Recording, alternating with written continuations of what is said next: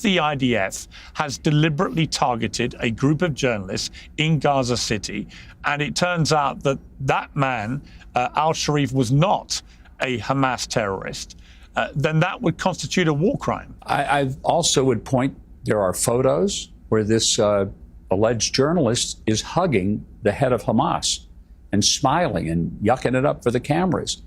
And anyone who helps Hamas, who is sympathetic to them, who aids and abets them, I can understand they would be a target. But there is no actual hard evidence that he was a Hamas terrorist. The only evidence appears to be old pictures of him with Hamas leaders, of which there would be many people in Gaza who would do pictures of that nature with the governing body. This is prior to October the 7th. I think judging people as terrorists prior to October the 7th, when this was a government that was being financially supported by Israel, amongst others, to the tune of billions of dollars, is pretty disingenuous. And the reason this has inflamed tension so much, both in Gaza and around the world, is twofold, Ambassador. One is that, as you know, foreign journalists have been banned from entering Gaza for the last 2 years, since October the 7th.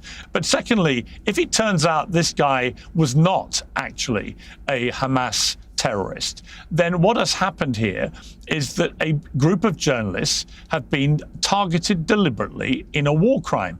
And this is not the first group of journalists in Gaza who've been killed. Over 200 journalists now, Palestinian journalists, have been killed in Gaza since the start of the war, which is more than the number of journalists killed in pretty much every other post-Second World War war put together.